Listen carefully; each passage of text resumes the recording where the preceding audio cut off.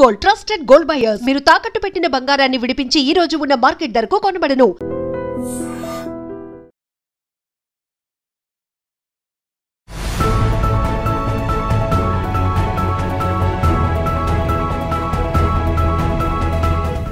అనే పేరుతోనే ఒక బుక్ తీసుకురావడం అనేది ఒక ఛాలెంజింగ్ టాస్క్ కదా. దానికోసం మీరు ప్రత్యేకంగా అక్కడికి వెళ్ళొచ్చారు, థాయిలాండ్ దాకా వెళ్ళొచ్చారు. పిల్లల కోసం ప్రపంచం అంతా ఏకమైపోయింది. చాలా ఇన్స్పైరింగ్ గా అనిపించింది. అంటే అందులో పిల్లలు అందరు 8 ఏళ్ల పిల్లల నుంచి ఉన్నారు కదా. సో అంతమంది పిల్లలు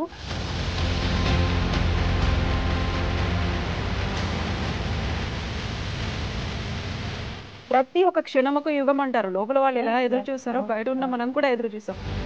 ఎలా అనిపించింది మీరు ఆ గుహని చూసినప్పుడు, అక్కడ ఉన్నటువంటి ప్రజల్ని చూసినప్పుడు? చాలా ఎమోషనల్ గా అనిపించింది. ఆ ప్రయాణం మాత్రం లైఫ్ సింగరేణికి సంబంధించి అక్కడ మన నల్ల బంగారం అనగానే బొగ్గే గుర్తొస్తుంది. సో దీంట్లో ఉన్నటువంటి భాష, వ్యవహారాలు అనేది కూడా ఈ వారసత్వపు ఉద్యోగపు జీవో వచ్చిన తర్వాత ఎవరైతే పిల్లలు జాబ్ చేస్తున్నారో అమ్మాయిలు,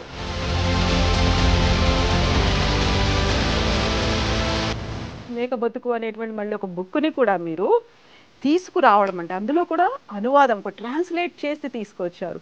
ఈ థాట్ ఎందుకు వచ్చింది? ఒక్కసారి నజీబుని చదివితే చావు అంచుల వరకు వెళ్ళొచ్చి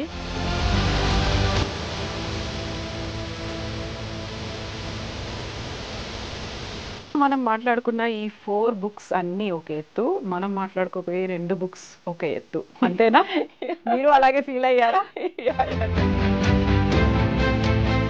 తెలుగులో రిలీజ్ చేస్తే వాటి సేల్స్ అనేవి చాలా చాలా తక్కువ ఉంటాయి, కష్టపడాల్సి వస్తుంది. దీని బదులు మేము ఇంగ్లీష్లో రిలీజ్ చేసుకుంటే అయిపోయేది అనే భావన, ఆ మాటను నేను విన్నాను. మీకు కూడా అదే అనిపించేదా, తెలుగు ఎందుకు అనేది? నాకు అనిపించింది. స్టార్టింగ్ యుక్తకాలము వచ్చినప్పుడు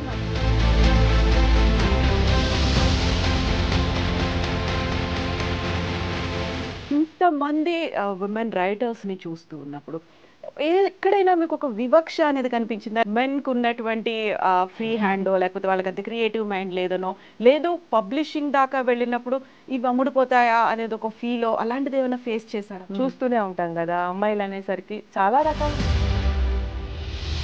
సభల్లో పార్టిసిపేట్ చేసినప్పుడు అక్కడ రకరకాల. ఫస్ట్ అది స్టార్ట్ అయ్యేది ఇంటి దగ్గర నుంచి. నిజంగా చెప్తున్నా కదా, ఈ మాట కూడా నేను నా ఫ్రెండ్, ఇప్పుడు ప్రస్తుతం మన చుట్టూ జరుగుతున్నటువంటి సమాజాన్ని చూస్తే వాళ్ళైనా లైఫ్ ఎండ్ చేసుకున్నారు, లేకపోతే ఇంకొకరి లైఫ్ అయినా తీసేస్తున్నారు. ఇలాంటివి చూసినప్పుడు ఏమనిపిస్తుంది మీకు అసలు? పొద్దున్న లెగిస్తే న్యూస్ పేపర్లో కానివ్వండి, టీవీలో కానివ్వండి,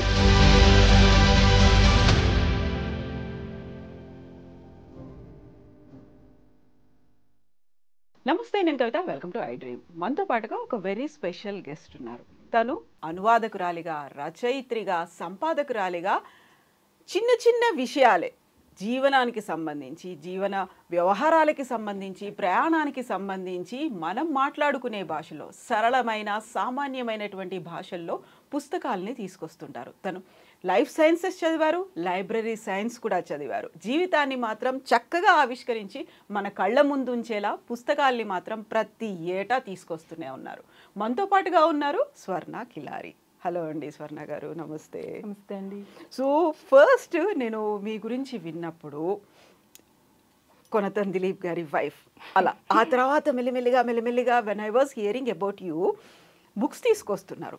అవి కూడా ఏంటి, నేను వెరీ ఫస్ట్ బుక్ చూసింది ఏంటి అంటే 13 అనే ఒక బుక్ తీసుకొచ్చారు. చాలామందికి తెలిసి ఉంటుంది. అందులో మర్చిపోలేనటువంటి ఒక సంఘటన, థాయిలాండ్లో ఒక కొండ గుహలో 13 మంది ఫుట్బాల్ టీం ఆల్మోస్ట్ 15 రోజుల పాటు తిండి నిద్ర లేకుండా, నీళ్లు ఆహారం లేకుండా ఉన్నారు. అది మొత్తం ప్రపంచాన్నంతా కుదిపేసింది. ఆ తర్వాత అది దాని మీద డాక్యుమెంట్లు వచ్చాయి, సినిమాలు వచ్చాయి, అన్నీ వచ్చినప్పటికీ తను రాసినటువంటి ఒక బుక్ మాత్రం యాక్చువల్గా దాని యొక్క సాహసం అని అంటారు కదా, ప్రపంచం అంతా చూసింది. Everyone was talking about them. ఆ టైంలో అసలు వాళ్ళని ఎలా రెస్క్యూ చేసి తీసుకొస్తారు, ఇవన్నీ అనుకున్న తర్వాత బోల్డ్ డాక్యుమెంట్లు వచ్చాయి. 13 అనే ఒక సినిమా వచ్చింది. తర్వాత మీరు కూడా 13 అనే పేరుతోనే ఒక బుక్ తీసుకురావడం అనేది ఒక ఛాలెంజింగ్ టాస్క్ కదా. దానికోసం మీరు ప్రత్యేకంగా అక్కడికి వెళ్ళొచ్చారు, థాయిలాండ్ దాకా వెళ్ళొచ్చారు. అండ్ యాక్చువల్గా ఈ థాట్ ఎందుకు వచ్చింది, ఎలా వచ్చింది మీకు? అంటే యాక్చువల్గా మీరందరూ కూడా చూసే ఉంటారు కదా టీవీల్లో, అప్పుడు ఆ పిల్లలు చిక్కుకుపోయినప్పుడు, ఆ ఫుట్బాల్ టీము ఆ 13 మంది చిక్కుకుపోయినప్పుడు డాక్యుమెంట్ ఎవ్రీడే చూసేవాళ్ళం అనమాట. మా ఫ్యామిలీ మొత్తం చూసేవాళ్ళం, పిల్లలు, నేను, దిలీప్ అందరం చూసేవాళ్ళం. చూసినప్పుడు అంటే ఒక ఒక బాబు పిల్లల కోసం ప్రపంచం అంతా ఏకమైపోయింది. ప్రపంచం అంతా, అన్ని దేశాల అధ్యక్షులు, రెస్క్యూ టీము, ఇంతమంది వచ్చి ఆ పిల్లల్ని కాపాడడం అనేది చాలా అంటే చాలా మాకు చాలా ఇన్స్పైరింగ్గా అనిపించింది. అంటే అందులో పిల్లలు అందరు 8 ఏళ్ల పిల్లాడి నుంచి ఉన్నారు కదా. సో అంతమంది పిల్లలు అన్ని రోజులు ఎలా తట్టుకొని ఉన్నారు. వాళ్ళు బయటకు వచ్చినాక వాళ్ళు ఏం మెసేజ్ ఇచ్చారు, ఒక హోప్ కనిపించింది అనమాట. ఆ హోప్ని మేము పుస్తకం రూపంలో తీసుకొచ్చి ఇంకొంతమందికి, అంటే చూసే ఉంటారు అందరూ, బట్ అయినా సరే మళ్ళీ ఒకసారి దాన్ని తీసుకొచ్చి మళ్ళీ తెలుగు పాఠకులకు పరిచయం చేయాలి అని చెప్పేసి హోప్ అండి, అంతే, హోప్ చూపించాలి అనుకున్నాము. సో అందుకని ఆ పుస్తకం తీసుకుని వచ్చాం. అందులోనూ ఇప్పుడు ప్రతి ఒక్కరూ ఆసక్తిగా ఎదురు చూసారు, ప్రతి ఒక్కరూ దేవుణ్ణి ప్రార్థించారు కూడా. అసలు యాక్చువల్గా ఆ పిల్లలు అనుకోకుండా వెళ్ళిపోయారు పాపం, ఒక షెల్టర్ కోసం వెళ్ళారు, అక్కడే అదో కొండ గుహ ఏమైపోతుంది, ప్రతి ఒక్క క్షణం ఒక యుగం అంటారు. లోపల వాళ్ళు ఎలా ఎదురు చూస్తారో బయట ఉన్న మనం కూడా ఎదురు చూస్తాం. మీరు అక్కడికి వెళ్ళినప్పుడు స్వయంగా వాళ్ళని కలుసుకున్నారు, ఎవరైతే వాళ్ళని రెస్క్యూ చేశారా లేకుంటే ఎవరైతే చుట్టుపక్కల ఉన్నారో, ఎవరైతే ప్రేయర్స్ చేశారో వాళ్ళందరినీ కలుసుకున్నారు కదా. That was emotional moment. ఎలా అనిపించింది మీరు ఆ గుహని చూసినప్పుడు, అక్కడ ఉన్నటువంటి ప్రజల్ని చూసినప్పుడు? చాలా ఎమోషనల్గా అనిపించింది. అంటే పిల్లల్ని కలవలేదండి, ఎందుకంటే అప్పటికి కూడా పిల్లలు కొంతమంది పెద్దవాళ్ళు అయిపోయారు. మేము కొంచెం లేట్గానే వెళ్ళాము. అసలు ఫస్ట్ వెళ్దాం అనుకున్నప్పుడు కరోనా వల్ల చాలా రెస్ట్రిక్షన్స్ ఉన్నాయి కదా, ట్రావెల్ రెస్ట్రిక్షన్స్ ఉన్నాయి. సో మేము కొంచెం ఆలస్యంగానే వెళ్ళాము. వెళ్ళిన తర్వాత పిల్లల్ని కలవలేదు, కానీ వాళ్ళ గుడి ఉంది కదా, ఆ పిల్లలు చదువుకున్న స్కూల్కి వెళ్ళాము, గుడి చూసాము, అవన్నీ చూసాము. ప్రతి ప్లేస్, అంటే ఈ గుహలో ఇక్కడ దాక్కున్నారు, మొత్తం వెళ్ళలేకపోయాం ఎందుకంటే అంతవరకు క్లోజ్ చేశారనమాట. సో వెళ్ళినంత వరకు ఆ పిల్లలు నడిచిన దారి ఇదే కదా, సైకిల్స్ ఇక్కడ పెట్టుకున్నారు కదా, ఇక్కడ నుంచి ఇట్లా వెళ్ళారు వచ్చారు అని ఆ చుట్టుపక్కల వాళ్ళ దగ్గర నుంచి కొంత సమాచారం తీసుకున్నాము. బట్ చాలా ఎమోషనల్గా అనిపించింది. ఆ ప్రయాణం మాత్రం లైఫ్లో మేము మర్చిపోలేనటువంటి ప్రయాణం అది. సో నేను వ్యూయర్స్కి ఒకటి చెప్పాలి. యాక్చువల్గా మనం ఈ 13 బుక్ గురించి మాట్లాడుకున్నాం కదా, నేను సామాన్యమైన సరళమైన భాష, రోజు మనం మాట్లాడుకునేటువంటి భాష అంటే తెలంగాణ మాండలికం అంటారు కొంతమంది భాష అంటారు, కానీ మన వ్యవహారికంలో తెలంగాణలో మాట్లాడుకునేటువంటి వచ్చినటువంటి బుక్స్ చాలా చాలా చాలా తక్కువ ఉన్నాయి. అందులో మీరు తీసుకొచ్చిన బుక్ ఇదొక ప్రయత్నం అంటే అదొక ప్రయోగం అనాలా, ఏంటి అసలు మీరు చేసింది? మీరు నల్ల బంగారం గురించి అడుగుతున్నారు. ఎగ్జాక్ట్లీ. సో నల్ల బంగారం అనే బుక్ అది సింగరేణికి సంబంధించి, అక్కడ మన నల్ల బంగారం అనగానే బొగ్గే గుర్తొస్తుంది. సో దీంట్లో ఉన్నటువంటి భాష వ్యవహారాలు అనేవి కూడా. అవును, యాక్చువల్గా నల్ల బంగారం పుస్తకం నేపథ్యం ఏంటంటే, నేను సింగరేణి కాలనీస్లోనే పుట్టి పెరిగాను, మా నాన్నగారు సింగరేణి కార్మికుడు. సో అయితే అప్పుడు నేను చూసినటువంటి సంఘటనలు, అప్పుడు ఉన్నటువంటి పరిస్థితులు, మేము పెరిగిన వాతావరణం, అదంతా నా మైండ్లో ఉండిపోయింది. చాలా వరకు చాలా విషయాలు మర్చిపోతాం కదా, ఈవెన్ నేను కూడా 10 రోజుల క్రితం జరిగింది కూడా మర్చిపోతాను, కానీ ఈ 25 ఏళ్ల క్రితం జరిగినవి మాత్రం ఏదీ మర్చిపోలేదు. ఎందుకంటే ఇప్పుడు ఆ ఊరు లేదు, అందులో గుడి లేదు, అందులో స్కూల్ లేదు, అందులో శ్మశానం కూడా లేదు. అంటే మట్టి దిబ్బలు, బొగ్గు దిబ్బలు అయిపోయినాయి అన్నమాట. అంతా ఊరంతా తుడిచిపెట్టుకుపోయింది. ఒక మట్టి బొగ్గు దిబ్బల్లాగా ఉన్నటువంటి ఆ ప్లేస్ గుర్తొచ్చినప్పుడల్లా బాధ అనిపిస్తుంది అన్నమాట నాకు. సో వాటిని ఎలాగైనా డాక్యుమెంట్ చేయాలి, ఎలా చేయాలి అన్న ఆలోచన వచ్చినప్పుడు కథల రూపంలో రాస్తే బాగుంటుంది అని నాకు గుర్తున్నప్పటి నుంచి, నాకు 8-10 ఏళ్ల వయసు, ఇంకా చిన్నప్పటి నుంచి గుర్తున్నవే, నేను పుట్టిన తర్వాత నా పేరు నాకు నచ్చలేదన్న కథతో మొదలుపెట్టి, మా నాన్నగారు డ్యూటీకి వెళ్ళి వర్షం వల్ల చిక్కుకొని లేటుగా వచ్చినప్పుడు ఆయన కోసం నేను మా చెల్లి ఎదురు చూసినటువంటి కథ మొదలుపెట్టి, ఆ తర్వాత ఆడపిల్లలకి వారసత్వపు ఉద్యోగాలు అని చెప్పేసి చాలా ఫైట్ చేశారు మా నాన్నగారు ఉన్నప్పుడు. మా నాన్నగారు విఆర్ఎస్ తీసుకున్నప్పుడు మా ఇద్దరికి ఉద్యోగం లేదు, ఇవ్వడానికి ఛాన్స్ లేదు. సో అప్పుడు అనిపించింది నాకు, అరే ఎందుకు అబ్బాయిలకి ఇస్తున్నారు, అమ్మాయిలకి ఎందుకు వారసత్వపు ఉద్యోగాలు లేవు అన్నప్పటి నుంచి, అప్పుడు ఆలోచన నుంచి అందులో నుంచి పుట్టుకొచ్చిన ఒక కథ నల్ల బంగారం అనే కథ అనమాట. దానికోసం నేను గోదావరికని వెళ్ళి అమ్మాయిల్ని ఇంటర్వ్యూ చేశాను అనమాట. ఓపెన్ కాస్ట్లో జాబ్ చేస్తున్నటువంటి, ఈ వారసత్వపు ఉద్యోగపు జీవో వచ్చిన తర్వాత ఎవరైతే పిల్లలు జాబ్ చేస్తున్నారో అమ్మాయిలు, వాళ్ళని ఇంటర్వ్యూ చేసి అందులో నుంచి నల్ల బంగారం కథ అనేది రాశాను. ఇంకా అమ్మ చనిపోయినప్పుడు, అమ్మ క్యాన్సర్తో చనిపోయినప్పుడు జీవగర్ర పుల్ల అని, అంటే ఒక మంత్రదండం ఉంటే అమ్మ బతికొచ్చేది కదా అనేటటువంటి ఆ ఎమోషనల్ దానిలో నుంచి జీవగారు అమ్మ గురించి ఒక కథ రాశాను. సో స్కూల్ ప్రేమలు అందరికీ ఎంత వయసు వచ్చినా ఏ తరంలో అయినా అందరికీ స్కూల్ ప్రేమలు ఉంటాయి కదా. సో ఆ ప్రేమల గురించి ఒక కథ రాశాను.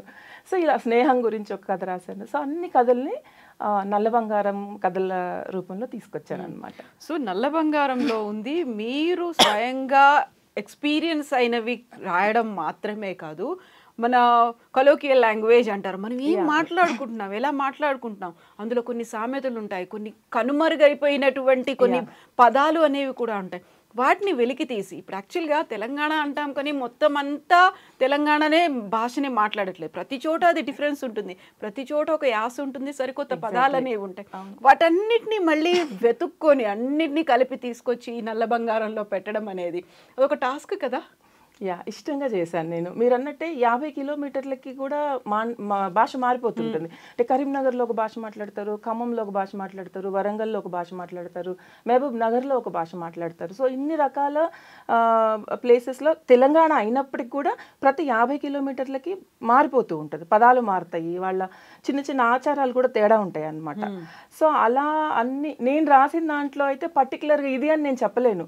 ఎందుకంటే నేను పుట్టి పెరిగింది సింగరేణి కాలరీస్ ఏరియా కాబట్టి అక్కడ అందరూ ఉండేవాళ్ళు. నా ఫ్రెండ్స్, నా చుట్టుపక్కల అందరూ అన్ని జిల్లాల వాళ్ళు, ఈవెన్ అమలాపురం నుంచి వచ్చిన ఫ్రెండ్స్ కూడా నాకు ఉన్నారనమాట.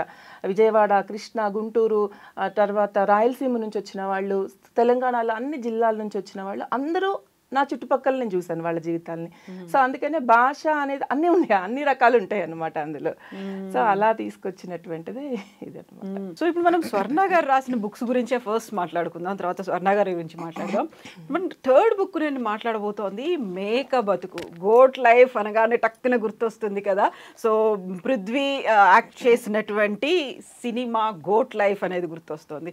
గోట్ లైఫ్ని కూడా చూశారు, చూసినప్పటికి కూడా మేక బతుకు అనేటువంటి మళ్ళీ ఒక బుక్ని కూడా మీరు తీసుకురావడం, అంటే అందులో కూడా అనువాదం ఒక ట్రాన్స్లేట్ చేసి తీసుకొచ్చారు. ఈ థాట్ ఎందుకు వచ్చింది? మేక బతుకు బ్యాక్గ్రౌండ్ ఏంటంటే గోట్ లైఫ్ అని ఇప్పుడు మీరు చెప్పారు కదా, ఆ సినిమాని ఏదో ఇంటర్నెట్లో ఏదో వెతుకుతున్నప్పుడు ఆ గోట్ లైఫ్ సినిమా గురించి చూసాను న్యూస్. చూసిన తర్వాత సినిమా చూద్దాం అనుకునే లోపల నాకు పుస్తకం కనిపించింది. పుస్తకం ఆర్డర్ పెట్టేసుకున్నాను, కానీ పుస్తకం చదవలేదు. జనరల్గా పుస్తకం చదివేశాక ఇంకా సినిమా చూడాలని ఇంట్రెస్ట్ పోతుంది అని అంటారు కదా. సరే అని చెప్పి నేను పుస్తకం చదవలేదు అసలు. ఫస్ట్ సినిమా చూసి వచ్చాను. సినిమా అమేజింగ్ అనిపించింది, చాలా నచ్చింది నాకు. ఆ సినిమా చూసి వచ్చిన తర్వాత మళ్ళీ పుస్తకం తీసి చదివాను, ఇది ఇంకా నచ్చింది. సో అప్పుడు వచ్చింది థాట్, అరే దీన్ని ఎందుకు ట్రాన్స్లేట్ చేయకూడదు అని. అయితే ఎందుకు దీన్ని నేను ట్రాన్స్లేట్ చేశాను, ఎందుకు వచ్చింది, సినిమా చూసినంత మాత్రాన అనువాదం చేయాలని నాకేం అనిపించలేదు. అందులో ఇది కూడా పుస్తకం కూడా చదివిన తర్వాత మీకు తెలిసే ఉంటుంది కదా, తెలంగాణ గల్ఫ్ వలస జీవుల వాళ్ళ వేదన తెలుసు మనకి. ఒక తెలంగాణలోనే కాకుండా అటు ఉత్తరాంధ్ర దగ్గర మొదలుపెట్టి కొన్ని ప్లేసెస్లో, రాయలసీమలో కొన్ని ప్లేసెస్లో కూడా చాలామంది గల్ఫ్ వెళ్ళినటువంటి ఈ వలస కార్మికులు ఏజెంట్ల చేతిలో మోసపోయారు. వెళ్ళిన తర్వాత అక్కడ యజమానుల చేతిలో ఎన్ని అష్ట కష్టాలు పడ్డారో మనం చూస్తూనే ఉన్నాం. అందులో భాగంగా అందులో ఉన్న ఈ మేక బతుకులో ఉన్నటువంటి నజీబ్ అనే అతను కూడా కేరళ నుంచి వెళ్ళాడనమాట. సో అతని జీవిత చరిత్ర ఆ పుస్తకము చదివినప్పుడు నాకు ఏమనిపించిందంటే, ఈ మొత్తం చదివిన తర్వాత అతను ఎంత ఆ పాతాళం లోపలికి వెళ్ళిపోయినటువంటి కష్టాలు అనమాట, భయంకరమైన కష్టాలు. అసలు అవి చదువుతున్నా, మన సినిమా చూస్తున్నా మనకి ఇట్లా అయిపోద్ది అనమాట.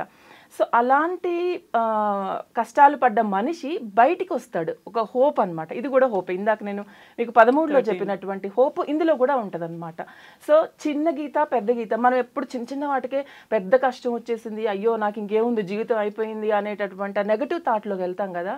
ఒక్కసారి నజీబుని చదివితే ఎంత పెద్ద కష్టమైనా అసలు ఇది కష్టమే కాదు అని అనిపిస్తుంది అనమాట. సో అది నేను పాఠకులకు పరిచయం చేయాలనుకున్నాను. గల్ఫ్ వెళ్తున్నటువంటి వాళ్ళకి ఒక చిన్న ఇన్ఫర్మేషన్ లాగా అనమాట, కొంచెం జాగ్రత్తగా వెళ్ళేటప్పుడు పేపర్స్ చూసుకోవడం కానివ్వండి, వెళ్ళిన తర్వాత అక్కడ యజమానుల దగ్గర నుంచి కొంచెం ఎలా బయటపడాలనో, లేకపోతే జాగ్రత్తలు తీసుకోవడానికి ఎలా ఉంటుంది అనే విషయం గురించి కూడా నేను ఆ ఉద్దేశంతో కూడా దాన్ని అనువాదం చేశాను అనమాట. మెయిన్ అయితే హోప్. నజీబ్ ఎన్ని కష్టాలు పడ్డా బయటకు వచ్చి తన ఒక చోట అంటాడనమాట, వేరే వాళ్ళ కష్టం చూసి అసలు నాది చాలా చిన్నది కదా అంటాడు. అసలు ఆ చిన్నది అతను అనడము నాకు చాలా ఆశ్చర్యం వేసింది. ఇంత పెద్ద కష్టం పడి చావు అంచుల వరకు వెళ్ళొచ్చి ఇది నాది చిన్న కష్టం అని అతను అనుకుంటే అసలు మనమేంటి, నథింగ్ కదా. అందుకని ఆ హోప్ పాఠకులకి మళ్ళోసారి నేను పరిచయం చేయాలని చెప్పి దీన్ని అనువాదం చేశాను. మీరు చెప్పినట్టుగా మనకి ఏదో ఒక డిసప్పాయింట్మెంట్ అయింది, దానికి ఇమ్మీడియట్ గా డిప్రెషన్ లోకి వెళ్ళిపోతాము, ఒక ఎక్స్ట్రీమ్ థాట్స్ దాకా వెళ్ళిపోతున్నాం మనం. ఆ స్టేజ్ లో నిజంగా చదవాల్సినటువంటి బుక్ ఇది, చూడాల్సినటువంటి సినిమా. సో సినిమాకి చూసిన తర్వాత ఎవ్రీవన్ వాజ్ ఎక్స్పెక్టింగ్ ఆయనకి ఈసారి జాతీయ ఉత్తమ నటుడి అవార్డు వస్తుంది ఇలాంటివన్నీ అనుకున్నాడు. సేమ్ మీరు బుక్ రాశారు, సినిమా చూసారు, యునో మీకు ఒరిజినల్ గా ఉన్నటువంటి ఇంగ్లీష్ నుంచి తీసుకున్నారు. సో ఇంగ్లీష్ నుంచి తీసుకున్న దీనికి ఇవన్నీ చూసిన తర్వాత నిజంగా వస్తే బాగుండేది అనిపించింది ఆ సినిమాకి. అవును అనిపించింది. అండ్ పృథ్వీరాజ్ గురించి మీకు తెలుసు కదా, ఆయన చాలా సహజంగా ఆయన యాక్టింగ్ చాలా బాగుంటది. నేను ఒక పెద్ద ఫ్యాన్ ఆయనకి. సో వస్తే బాగుండేది అనిపించింది. సో మనం ఇంకొక 3 బుక్స్ గురించి కూడా మాట్లాడుకుందాం. ఫస్ట్ మనం లిప్తకాలపు స్వప్నం అనేటువంటి ఒక బుక్, అంటే నాకు తెలిసి ఇది మీరు వెరీ ఫస్ట్ ట్రాన్స్లేషన్ కదా. సో లిప్తకాలపు స్వప్నం అనేది అకాల మరణం చెందిన బాల మేధావి ఎడ్మండ్ థామస్ క్లింట్ జీవిత కథ. So a brief hour of beauty అది ఒరిజినల్ నేమ్. దానికి లిప్తకాలపు స్వప్నం ఎలా పెట్టారు? యాక్చువల్గా ట్రాన్స్లేషన్ అనగానే a brief hour of beauty అంటే లిప్తకాలపు స్వప్నం, దీనికి కుదరట్లేదే. అదే స్వప్నం అంటే కళ అనుకుంటాం, బ్యూటీ అంటే అందమో ఇంకోటో అనుకుంటాం. ఈ ఎంటైర్లీ డిఫరెంట్ టైటిల్ ఎందుకు పెట్టాలనిపించింది? అంటే a brief hour of beauty చదివినప్పుడు ఆ కథ ఏంటంటే మీకు కూడా ఐడియా ఉండే ఉంటుంది. ఒక 7 ఏళ్ల అబ్బాయి 7 ఇయర్సే బతుకుతాడు, 25,000 బొమ్మలు వేస్తాడు, 2300 రోజులే బతుకుంటాడు. అంటే షార్ట్ పీరియడ్లో, అంత షార్ట్ పీరియడ్లో అసలు సాధ్యమేనా 25,000 బొమ్మలు వేయడం? అది కూడా చిన్నపిల్లాడు, 6 సంవత్సరాల 11 నెలలు అంతా బతుకుతాడు. సో అంత షార్ట్ పీరియడ్లో వాడు ఏదో పని చేయడం కోసం, తనకి ఏదో పురమాయించిన పని చేయడం కోసం భూమి మీదకి వచ్చి హఠాత్తుగా వెళ్ళిపోయాడు కదా. అంటే షార్ట్ స్పాన్ ఆఫ్ పీరియడ్లో చేశాడు కాబట్టి లిప్తకాలం అంటే కొద్ది టైంలోనే ఉన్నటువంటి ఒక, ఇలా మనం కన్ను మూసి తెరిచే కన్ను రెప్పపాటు కన్ను మూసి తెరిచేలోపు అని అంటాం కదా. సో అందుకని ఆ టైటిల్ పెట్టుకున్నాం అనమాట. డ్రీమే కదా అది. ఎగ్జాక్ట్లీ. సో అందుకని ఆ టైటిల్ పెట్టాము. సో ఇప్పుడు ఆల్రెడీ దీన్ని 2 భాషల్లో వచ్చింది, అవును కదా. ఫస్ట్ మలయాళంలో వచ్చింది, మలయాళము, ఇంగ్లీష్ వచ్చిన తర్వాత మళ్ళీ తెలుగులో వచ్చారు. తెలుగులో అసలు డైరెక్ట్ ట్రాన్స్లేషన్ కాదు, మలయాళం నుంచి రాలేదు, మలయాళం నుంచి ఇంగ్లీష్కి వెళ్ళి ఇంగ్లీష్ నుంచి ఇక్కడికి వచ్చింది. ట్రాన్స్లేషన్ చేస్తున్నప్పుడు ప్రతిసారి ఒక భయం అనేది ఉంటుంది, ఒరిజినాలిటీ దెబ్బతినకూడదు. ఎందుకంటే మనం ఇంతకుముందు చెప్పుకున్నట్టుగా మన తెలంగాణలోనే డిఫరెంట్ మాండలికాలో లేకుండా వ్యవహారాల్లో ఉన్నట్టు ఆచారాలు సంప్రదాయాలు వేరుంటాయి. అందులోనూ మీరు చెప్పినటువంటి మలయాళం, కేరళకి సంబంధించి చూస్తే ఎంటైర్లీ డిఫరెంట్ అట్మాస్ఫియర్ అక్కడ కనిపిస్తుంది. దాన్ని మళ్ళీ మనం ఇక్కడ మన వాళ్ళకి పరిచయం చేయాలి. చుట్టుపక్కల ఉన్నటువంటి జీవితాలు కావచ్చు, సొసైటీని కావచ్చు, పరిచయం చేయడం అనేది ఈజీ కాదు. అంత ఈజీగా అడాప్టబిలిటీ అంటాం కదా, అడాప్ట్ చేసుకోలేం కదా.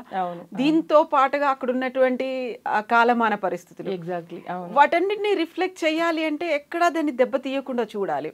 ఆ ఒరిజినాలిటీ మిస్ అవ్వద్దు, ఆ ఎసెన్స్ పోకుండా ఉండాలి. టఫ్ అనిపిస్తుంది అది? టఫ్ ఏం కాదు, కానీ చెప్పాను కదా, నేను ఏది చేసినా కొంచెం ఇష్టంగా చేస్తాను. ఇష్టం ఉంటేనే చేస్తాను, లేకపోతే చేయను. అయితే మీరు అన్నట్టు ఇది మలయాళం నుంచి ఇంగ్లీష్ నుంచి తెలుగులోకి వచ్చిన పుస్తకం కాదు. Malayalam is different. అది యాక్చువల్గా ఎవరో చేశారు, మళ్ళీ నచ్చలేదని చెప్పాక మళ్ళీ ఇంకెవరో చేద్దాం అనుకున్నారని విన్నా నేను. మళ్ళీ తర్వాత ఏమైందో తెలియదు. ఇది ఇంగ్లీష్ నుంచి వచ్చినటువంటి డైరెక్ట్ పుస్తకమే. అయితే ఇందులో నాకు పెద్ద ఛాలెంజెస్ ఏమీ అనిపించలేదు. ఎందుకంటే ఇంగ్లీష్లో రాసిన అమ్మాయి ఎవరైతే ఉందో, అమ్ము నాయర్ అని మలయాళీ అమ్మాయి ఇంగ్లీష్లో రాసింది. ఆ అమ్మాయి ఈ బాబు క్లింట్ ఉన్నాడు కదా, ఈ అబ్బాయికి ఫ్రెండ్ అనమాట. అంటే ఈ అబ్బాయి వాళ్ళ పేరెంట్స్, అమ్మాయి వాళ్ళ పేరెంట్స్ ఫ్రెండ్స్ అనమాట. సో ఆ అమ్మాయి చాలా బాగా రాసింది ఇంగ్లీష్, చాలా అద్భుతంగా ఉంటుంది పుస్తకం. తర్వాత నేనేం చేశానంటే జస్ట్ ట్రాన్స్లేషన్ అంటే ఇంగ్లీష్ పుస్తకాన్ని పెట్టుకుని తెలుగు చేయడమే కాకుండా నేను ఆ ప్లేసెస్ని చూసాను. ప్రతి ప్లేస్ని, కేరళ వెళ్ళాము. కేరళ వెళ్ళి ప్రతి ప్లేస్ని, ఆ అబ్బాయి చదివిన స్కూలు, ఆ అబ్బాయి ఉన్న ఇల్లు, ప్రజెంట్ ఉన్న ఇల్లు అన్నీ చూసి వాళ్ళ అమ్మగారితో నేను సుదీర్ఘమైనటువంటి సంభాషణ చాలాసేపు ఆవిడతో స్పెండ్ చేసి, ఒక హాఫ్ డే ఆవిడతో స్పెండ్ చేసి, మళ్ళీ అన్ని పుస్తకంలో ఉన్న విషయాలైనా కూడా మళ్ళీ ఆవిడ నోటి నుంచి స్వయంగా విని కొంత దాని మీద నేను వర్క్ చేసిన తర్వాత ఈ పుస్తకాన్ని తీసుకొచ్చాను అనమాట. సో అక్కడి పరిస్థితులు, అక్కడి కాలం, అంటే నేను ప్రతి చోటుకి వెళ్ళగానే ఇక్కడ క్లింట్ సైకిల్ తొక్కేవాడు, ఇక్కడ క్లింట్ కూర్చుని బొమ్మలు వేసేవాడు, ఇక్కడ చాక్లెట్లు వాళ్ళ అమ్మ చాక్లెట్స్ ఏవో కొనిచ్చేది, ఇవన్నీ నేను ఆ ప్లేసెస్ అన్ని చూసి వచ్చాను అనమాట. రావడం వల్ల నాకు మీరు అన్నట్టుగా నాకు పెద్ద సమస్యలు ఏమి ఎదురవ్వలేదు.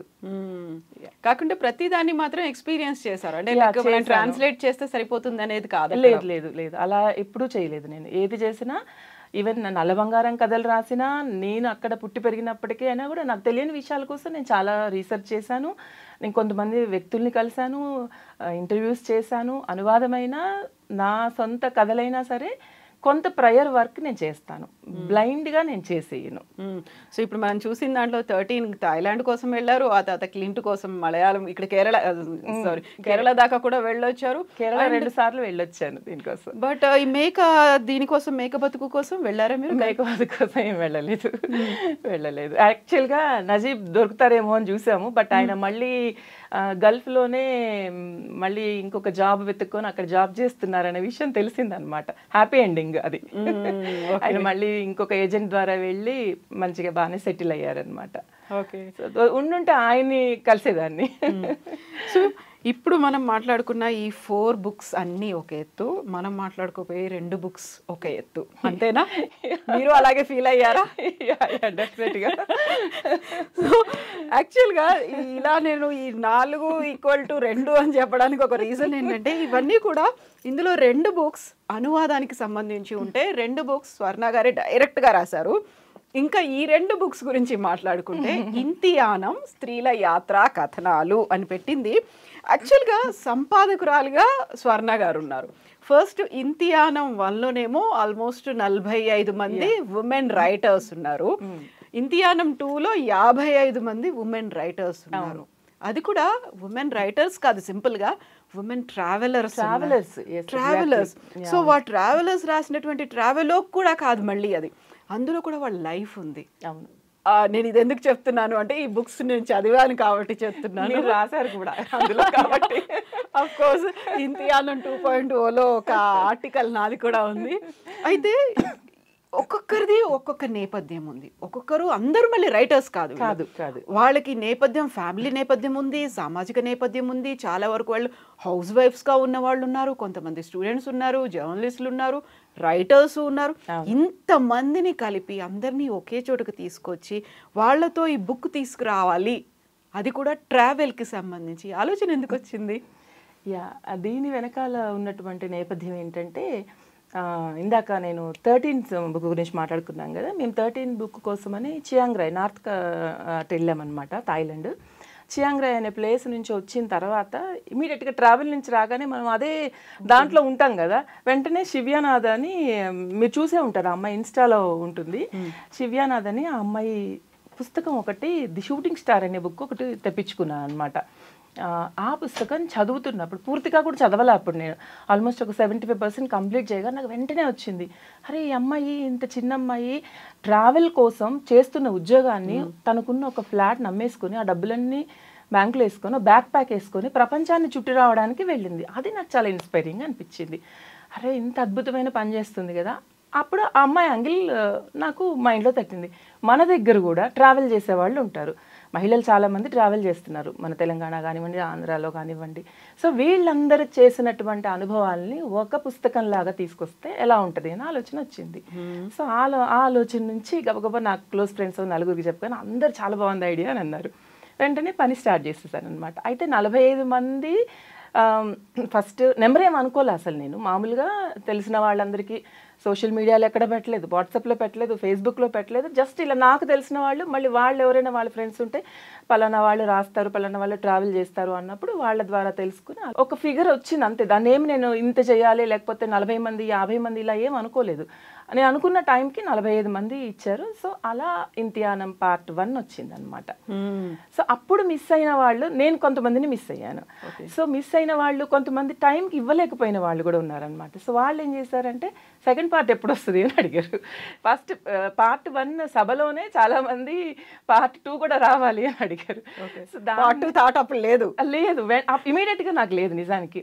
సభలో మొదలైంది అది. తర్వాత కొంతమంది మధ్య మధ్యలో నన్ను కలుస్తున్నప్పుడు ఒక సభలో ఎక్కడికో వెళ్తే ఇంతియానం స్వర్ణ కదా మీరు అన్నారు. ఐ ఫెల్ట్ వెరీ హ్యాపీ, అరే నన్ను ఇలా గుర్తుపడతారా అని. సో అట్లా దాని నుంచి ఇంతియానం పార్ట్ 2 తీసుకొచ్చాను అనమాట. సో ఇక్కడ కూడా నేను నెంబర్ అనుకోలేదు, ఇక్కడ కూడా ఒక టైం పెట్టుకున్నాను, ఆ టైంకి ఇచ్చిన వాళ్ళందరూ 55 మంది అయ్యారు. అప్పుడు కరెక్ట్గా అప్పుడు అనిపించింది 100 మంది అయ్యారు కదా అనుకున్నాను. అంటే చాలా పార్ట్ 1 పార్ట్ 2 వచ్చాయన్నమాట. సో ఇంతియానం ఆ పేరు ఎలా పెట్టాలనిపించింది? మనం మామూలుగా ట్రావెల్ని యానం అని అంటాం కదా తెలుగులో, పడవయానం, విమానయానం, అలాగా దీన్ని అమ్మాయిలు చేసేది, మహిళలు చేసేది, స్త్రీలు చేసేది ఏంటి, ఈ రొటీన్ పదం కాకుండా ఇంతి అనేది కొంచెం బాగున్నట్టు అనిపించింది, సౌండ్స్ గుడ్ అనుకున్నా అని అప్పుడు ఇంతియానం పెట్టేశాను. మహిళలు చేస్తున్నట్టు. మీరన్న ఆ పర్సన్ అయినా ఇక్కడ 2 చోట్ల కూర్చొని ఉంది? లేదండి, నేను డిజైనర్కి చెప్పి నాకు ఇలా ఉండాలి, నేను ఆ అమ్మాయి ఎలా ఉండాలి చెప్పాను. చెప్పినప్పుడు ఒకటి మహి బెజవాడ చేశాడు, ఒకటేమో బంగారు బ్రహ్మం గారు చేశారు. సో 2 కవర్ పేజెస్ నేను చెప్పినప్పుడు వాళ్ళు తీసుకొచ్చినటువంటి ఐడియా. సో నాకు ఇంట్రెస్టింగ్గా అనిపించినటువంటి ఇంకొక ఇష్యూ, ఇప్పుడు మనం మేక బతుకు చూసుకున్నాము, నల్ల బంగారం చూసుకున్నాము, ఈ రెండిట్లలో బ్యాక్ కనిపిస్తోంది. ఇంతియానం 1 and 2లో కూడా బ్యాకే కనిపిస్తోంది. సో వాళ్ళెవరు మనల్ని డైరెక్ట్గా ఫేస్ చేస్తున్నట్టుగా కనిపించట్లేదు. అండ్ మొత్తం కంప్లీట్గా ఒక సీనిక్ బ్యూటీ ఉంది, వాళ్ళు ఎంజాయ్ చేస్తున్నారు, బట్ మనం మాత్రం వాళ్ళ వీపుని ఎందుకు చూస్తున్నాం? మంచి ప్రశ్న అడిగారు. ఇప్పుడు ఎదురుగా ఉన్న ఫోటో పెట్టాను అనుకోండి, పెడితే మీరు అడిగేవారే కాదు, ఈ ప్రశ్న వచ్చేది కాదు అసలు. అంటే మీకు ఒక క్యూరియాసిటీ క్రియేట్ అయింది కదా, సో అదొక రీజను. అంటే మన ఫేస్లో ఎదురుగా ఉన్నప్పుడు కనిపించే భావాలు ఎవరికైనా అర్థమైపోతాయి. అలా కాకుండా పక్కకు తిరిగో వెనక్కి తిరిగో ఉంటే సంథింగ్ ఈజ్ దేర్ అనుకుంటారు కదా. సో ఆసక్తి కలిగించడం కోసము నాకు అలా ఫ్రంట్ కంటే వెనక నుంచి ఉన్నవి కొంచెం యూనిక్గా అనిపిస్తాయి. అంటే ఫ్రంట్వి కొంచెం రెగ్యులర్గా అనిపిస్తాయి, ఇలా వెనక నుంచి ఉన్నవి కొంచెం డిఫరెంట్గా అనిపిస్తాయి అని అనుకున్నా. బట్ పెద్ద రీజన్ ఏం లేదు, ఇంతే. నాకు మాత్రం ఒకటి అనిపిస్తుంది, చెప్పండి. వాళ్ళు అక్కడ ఇంతియానం కోసం అక్కడ వాళ్ళు వెళ్ళి వాళ్ళు కదా ఎంజాయ్ చేయడానికి వెళ్ళారు, వాళ్ళు అలా కూర్చొని చూస్తూ ఎంజాయ్ చేస్తున్నారు, వాళ్ళని చూసి మనం కూడా చేస్తున్నాం. ఇలా కూర్చున్నారు అంటే షీఈస్ ఎంజాయింగ్, అక్కడ కూర్చొని హ్యాపీగా ఎంజాయ్ చేస్తారు. మన వైపు చూస్తే మన మొహాలు ఏముంది, అది ఎంజాయ్ చూస్తే. మీరు ఇప్పుడు అన్నారు కదా, ఆ 2 ఫోటోలు కూడా చూస్తున్నప్పుడు చాలా మంది కవర్ పేజ్ బాగుంది అన్నారు. అంటే మనకి ఏమనిపిస్తుంది, నేను వెళ్ళి అక్కడ కూర్చుంటే బాగుండు అనిపిస్తుందా లేదా? సో నేను వెళ్ళి ఆ ప్లేస్లో కూర్చుంటే నేను కూడా చూడొచ్చు, అంటే మనకు ఒక థాట్ వస్తుంది, వెళ్ళాలి అనే ఆలోచన కూడా వస్తుంది. ఇంతియానం 1, 2కి అయితే చాలా మంది అన్నారు నన్ను, వాళ్ళు భలే ఎంజాయ్ చేస్తున్నారు కదా, ప్లేస్ ఎంత బాగుంది, నిజంగా ఆ ప్లేస్ ఉందా, ఎక్కడుంది, నాకు వెళ్ళాలనిపిస్తుంది, అలా అన్నవాళ్ళు కూడా ఉన్నారనమాట.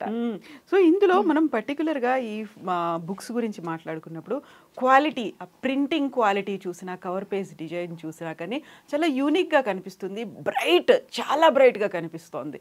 సరే even when we're talking about Meka Batuku, అందులో ఒక సాడ్ స్టోరీ ఏదో ఉంది అనుకున్నప్పటికీ, 13 చూసినప్పటికీ, లేకుంటే ఈ నల్ల బంగారం చూసినప్పటికి కూడా అవన్నీ కొన్ని ఫేడ్ అవుట్ అయితే బాగుండి మెమొరీస్ మన దాంట్లోంచి అనే లైక్ బ్యాడ్ మూమెంట్స్ ఉంటాయి, కానీ ఇది మాత్రం చాలా కలర్ఫుల్ బ్రైట్గా ఉంది, కాంట్రాస్ట్ అనేది కనిపిస్తుంది. మనం అందులో ఒక సాడ్నెస్ గురించి మాట్లాడుకుంటున్నాం, విషాదకరమైనటువంటి సంఘటనల గురించి మాట్లాడుకున్నాం, బట్ కవర్ పేజ్ మాత్రం చాలా బ్రైట్గా ఉంది. ఎందుకు? కవర్ పేజెస్ విషయంలో కొంచెం శ్రద్ధ తీసుకుంటాను నేను, ఎందుకంటే నాకు పుస్తకం అనేది అందంగా కనిపించాలనుకుంటాను. ఫస్ట్ పుస్తకాన్ని చేతిలోకి, అంటే ఏదైనా సరే మనం ఫిజికల్గా చూసినప్పుడు కూడా మనకి నచ్చాలి కదా. సో పుస్తకాన్ని చేతిలోకి తీసుకుని పట్టుకున్నప్పుడు, తడివినప్పుడు మంచి ఫీలింగ్ వస్తుంది కదా, ఆ ఫీలింగ్తోనే, అదే మంచి మూడ్తోనే లోపలికి వెళ్తాం మనం పుస్తకం లోపలికి. సో అలా లోపలికి వెళ్ళినప్పుడు లోపల మ్యాటర్ కూడా నచ్చితే టోటల్గా ఓవరాల్గా ఒక మంచి పుస్తకం చదివామనే ఫీలింగ్ వస్తుంది. సో బుక్ డిజైన్ విషయంలో కూడా నేను కొంచెం శ్రద్ధ పెడతానమాట.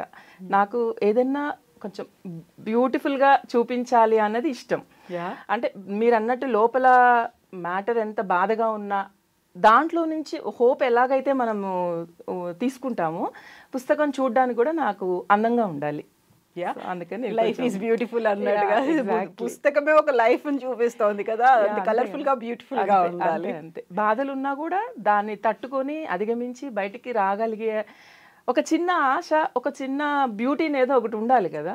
సో అది పుస్తకంలో కూడా చూపించాలనుకుంటాను నేను, అదే ఎసెన్స్ ఆఫ్ లైఫ్. కాబట్టి కలర్ల గురించి, బ్రైట్నెస్, కలర్ఫుల్గా ఇది మాట్లాడుకున్న తర్వాత డిజైన్ గురించి కూడా మాట్లాడుకోవాలి.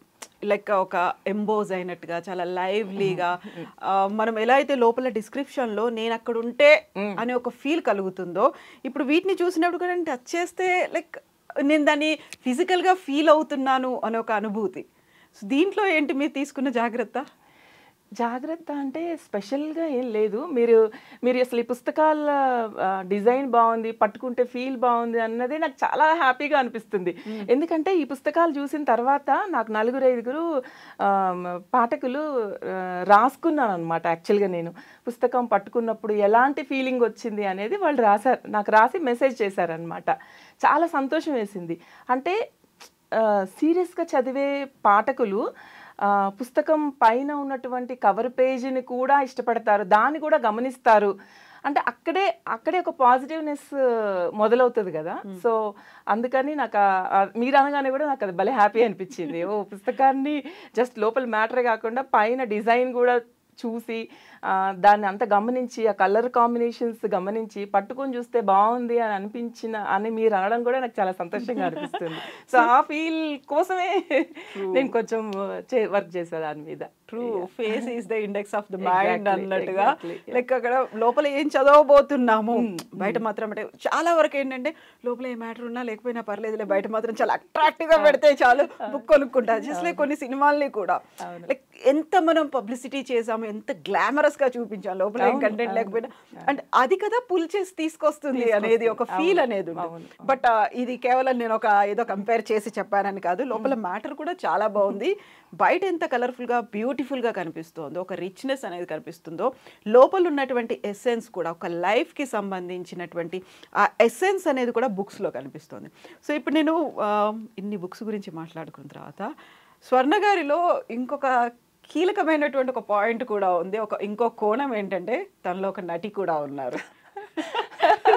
చేశారు కదా దొరసాని మూవీలో మదర్ క్యారెక్టర్ చేశారు, హీరోయిన్ మదర్ క్యారెక్టర్.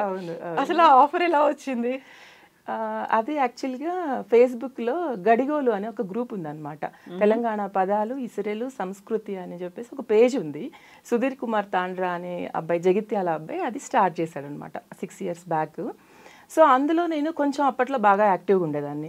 అంటే ఇందాక చెప్పాను కదా, నా చిన్నప్పటి జీవన విధానము, మేమేం పళ్ళు తినేవాళ్ళము, ఏం పూలు పెట్టుకునేవాళ్ళము, స్కూల్కి ఎలా వెళ్ళేవాళ్ళము, అక్కడ పండగల గురించి అన్ని అట్లాంటి నాకు గుర్తున్న విషయాలన్నింటినీ సరదాగా అందులో పోస్ట్ లాగా రాసుకునేదాన్ని అనమాట. అలా కేవీఆర్ మహేంద్ర గారు, దొరసాని డైరెక్టర్ గారు, ఆ పేజ్ ఆయన కూడా ఫాలో అయ్యేవారు. సో అలా ఆయన ఫాలో అయినప్పుడు అందులో నుంచి వచ్చి నన్ను ఫస్ట్ ఏమీ నన్ను తీసుకోవాలని ఏమి అనుకోలేదు ఆయన. అలా ఏదో డౌట్ కోసం ఏదో 1-2 సార్లు ఫోన్ చేసి ఒకసారి అడిగారు అనమాట, ఇందులో పెద్దసాని క్యారెక్టర్ అప్పుడు నా కోసమే క్రియేట్ చేశారు నిజానికి, అది కూడా చెప్పారు. అప్పటిదాకా అసలు ఆ క్యారెక్టర్ లేదు ఆ సినిమాలో, వాళ్ళు అనుకున్న స్టోరీలో లేదు. సో అది చూసిన తర్వాత ఆయన, మీరు పెద్దసాని క్యారెక్టర్ ఒకటి చేస్తారా దీంట్లో అని అన్నారు. అన్న తర్వాత ఆ చిన్నదే జస్ట్ 2-3 scenes ఉంటాయి. బట్ ఆ మదర్ క్యారెక్టర్ ఏదైతే ఉందో సినిమాలో మొత్తంలో ఆ ఇంపాక్ట్ ఉంటుంది అనమాట.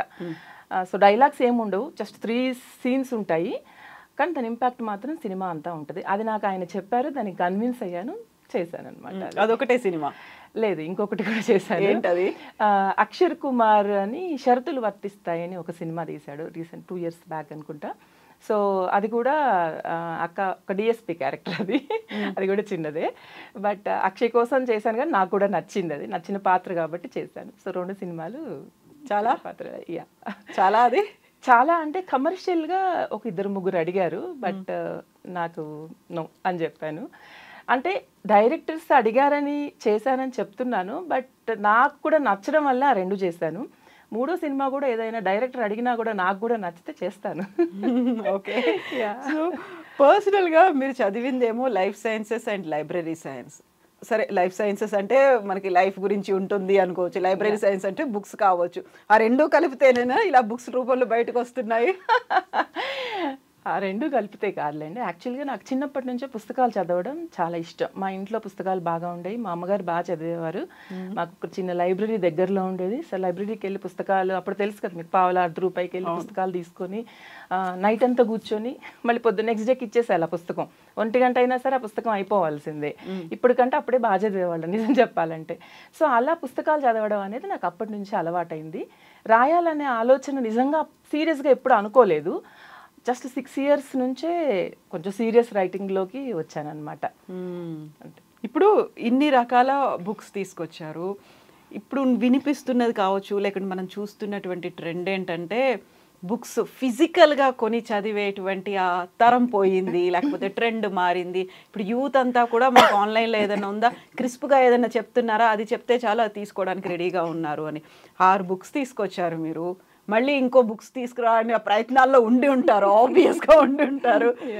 ఇవన్నీ అంటే ఒక లెబోరియస్ టాస్క్. ఒక బుక్ తీసుకురావడం అంటే అంత ఈజీ కాదు.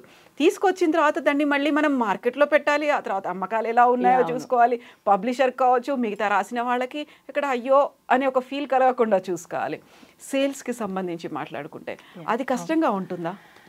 నిజంగానే మీరన్న ప్రశ్న ఏంటంటే, ఇదివరకు ఉండేది ఒక 4-5 ఇయర్స్ వరకు తెలుగులో 1000 కాపీలు అమ్మడం అనేది చాలా పెద్ద టాస్క్, చాలా గగనం అనమాట. ఒక రికార్డ్ అనుకుంటా. చాలా 1000 కాపీలు అమ్మడం అనేది చాలా కష్టం.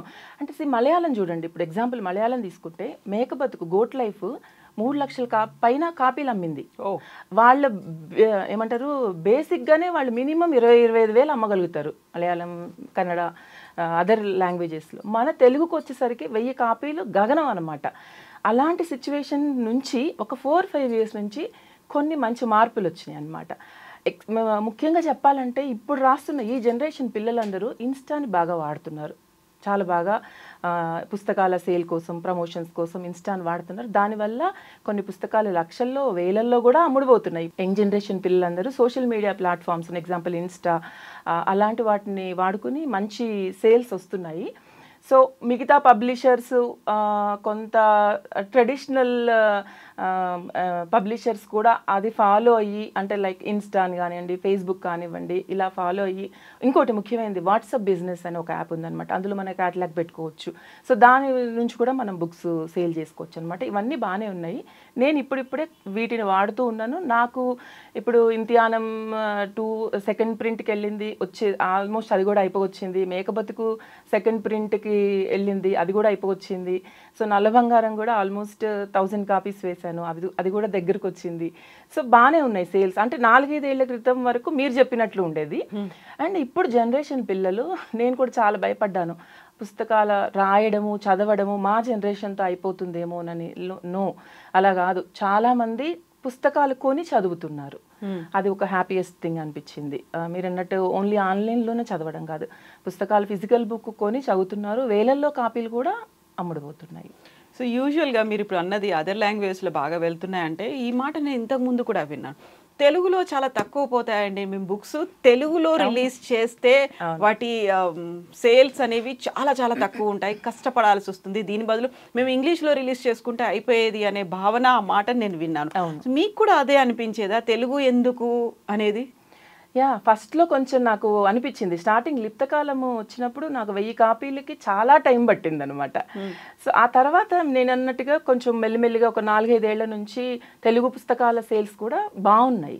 అదే రకరకాల సోషల్ మీడియా ప్లాట్ఫామ్స్ యూజ్ చేసి అమ్ముతున్నారు, బాగుంది. అయితే అప్పటికంటే ఇప్పుడైతే చాలా బెటర్గా అనిపిస్తుంది. ఇక ముందు ముందు ఇంకా బాగా అవుతాయని నేను అనుకుంటున్నాను. సో ఓన్లీ తెలుగుయేనా, ఇంగ్లీష్ కూడా ఉందా మీ దగ్గర? బుక్ రాబోతుందా? లేదండి, ఓన్లీ తెలుగు. ఇంగ్లీష్ నుంచి తెలుగు లేదా హిందీ నుంచి తెలుగు. ఓకే. నెక్స్ట్ ఏం రాస్తున్నారు, ఏం చేస్తున్నారు ఇప్పుడు?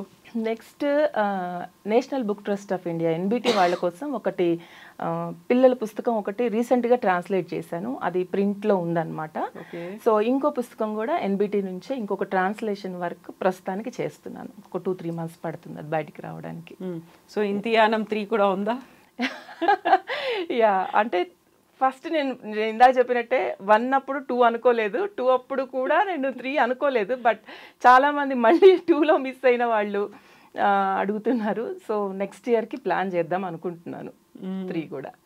ఇందులో ఓన్లీ తెలుగు వాళ్ళు రాసినటువంటి కథలే ఉన్నాయా, బయట వాళ్ళు లేకపోతే ట్రాన్స్లేటెడ్ అవి కూడా ఉన్నాయా? లేదండి, అందరూ తెలుగు వాళ్ళే మొత్తం. కాకపోతే ప్రపంచం మొత్తం అన్ని ప్లేసెస్లో ఉండేవాళ్ళు రాశారు, తెలుగు వాళ్ళే, తెలుగులోనే రాశారు. ట్రాన్స్లేషన్స్ ఏమీ లేవు, డైరెక్ట్ వాళ్ళ ఎక్స్పీరియన్సెస్ రాశారనమాట. యాక్చువల్గా ఇప్పుడు మనం స్వర్ణ గారి గురించి మాట్లాడుకుంటున్నప్పుడు నేను ఒకసారి తన పేజ్ ఓపెన్ చేసి చూస్తే మీరు డిఫరెంట్ ప్లేసెస్ని ఈ మధ్యన చాలా విజిట్ చేస్తున్నారు. స్కూల్స్కి పిలుస్తున్నారు, లేకపోతే లిటరరీ ఫెస్టివల్స్ అయినప్పుడు పిలుస్తున్నారు, ఈవెన్ ఢిల్లీలో అయినటువంటి వాటికి కూడా మీరు వెళ్ళొస్తున్నారు కదా.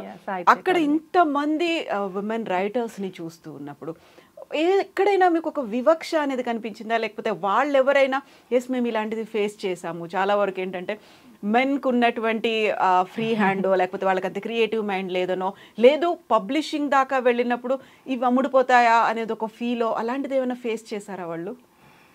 ఉంటాయి, ఉండవని నేను చెప్పను. అంటే నేను ఫేస్ చేయలేదు కానీ చూస్తూనే ఉంటాం కదా, అమ్మాయిలు అనేసరికి చాలా రకాల వివక్షలు ఉంటాయి.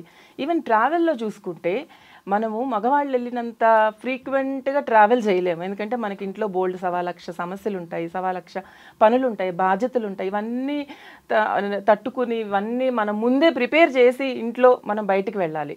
ట్రావెల్ చేయడానికే మనకి ఇన్ని ఉంటాయంటే ఇంక పుస్తకం రాయడానికి, పుస్తకం సేల్ చేసుకోవడానికి, ఆ తర్వాత సభల్లో పార్టిసిపేట్ చేసినప్పుడు అక్కడ రకరకాల వస్తూనే ఉంటాయి. రావని నేను అనట్లేదు, కాకపోతే నేను ఫేస్ చేయలేదు కానీ వస్తూనే ఉంటాయి. వివక్ష అనేది అన్ని రంగాల్లో అందరికీ ఉంటుంది. So true. ఎందుకంటే ఇప్పుడు మనం ఇన్ని చోట్ల వెళ్ళి వచ్చినప్పుడు కూడా వాళ్ళు ఎవరు ఇలా జస్ట్ లైక్ రాసాము, రాయగానే మాకు ఇలా లక్షల సంఖ్యలో అమ్ముడుపోయాయి, లేకపోతే మాకు ఈ నేమ్ ఫేమ్ వచ్చింది అని చెప్పుకునే వాళ్ళు చాలా చాలా చాలా కనిపిస్తారు. ప్రతి చోట స్ట్రగుల్ అవ్వాల్సినటువంటి పరిస్థితి ఉంది. అండ్ ఫస్ట్ అది స్టార్ట్ అయ్యేది ఇంటి దగ్గర నుంచి. ఏం రాస్తుంది, అవి నిజంగానే వెళ్తాయా లేదా? ఖచ్చితంగా. అసలు రాయడానికి కూడా నిజంగా చెప్తున్నాను కదా, ఒక స్పేస్ కావాలి మనకి. రాసుకునే చాలామంది స్త్రీలకి రాసుకునే ప్లేస్ కూడా ఉండదన్నమాట. అంటే రాయడం అంటే ఊరికనే ఏదో పైపైన చేయడం కాదు కదా, మన మైండ్ సోల్ అన్నీ పెట్టాలి అక్కడ. పెట్టి అన్ని పనులు చేసుకుని, ఇంకా జాబ్ చేసే వాళ్ళకైతే ఇంకా కష్టం పాపం. వాళ్ళు ఇంట్లో పనులు చేసుకోవాలి, ఉద్యోగం చేయాలి, మళ్ళీ చాలామంది నాకు ఉద్యోగాలు చేసి చాలా రాసేవాళ్ళ అమ్మాయిలు కూడా నాకు తెలుసు అనమాట. సో వాళ్ళు ఎంత క్యారీ చేయాలి కదా అనిపిస్తుంది అనమాట. స్పేస్ కావాలి వాళ్ళకి ఇంట్లో. మీరు అన్నట్టే చాలామంది మగవాళ్ళు ఏంటి ఏం రాస్తున్నావు, దాంతో ఏమైనా డబ్బులు వస్తాయా పాడా, ఇది కూడా విన్నా నేను. నువ్వు రాస్తున్నావు, ఇంత టైం పెడుతున్నావు, ఏం డబ్బులు వస్తాయి దీనికంటే ఇంకేదైనా చేసుకుంటే వస్తాయి కదా. ఈ మాట కూడా నేను నా ఫ్రెండ్ హస్బెండ్ అనడం నేను విన్నాను. సో ఇలాంటివన్నీ చాలా ఛాలెంజ్ అమ్మాయిలకి.